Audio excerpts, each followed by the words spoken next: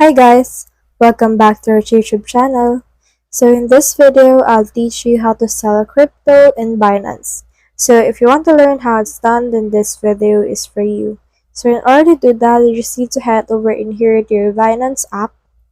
And then from in here, just head over to your portfolio.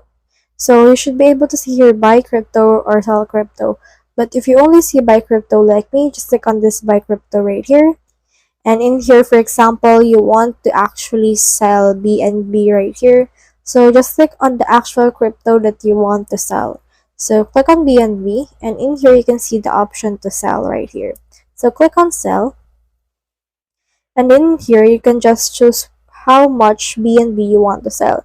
So for example, you want to sell 100 BNB. The estimated price for this will be 53,280. So in here you can also see how many BNB you have available. And once you actually reach that cap, you can click on this sell right here.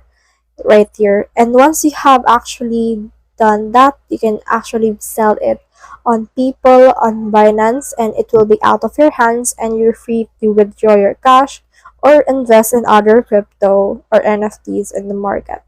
So that's the whole process. If you have found this video helpful, simply leave a like below or subscribe because it helps me reach more people.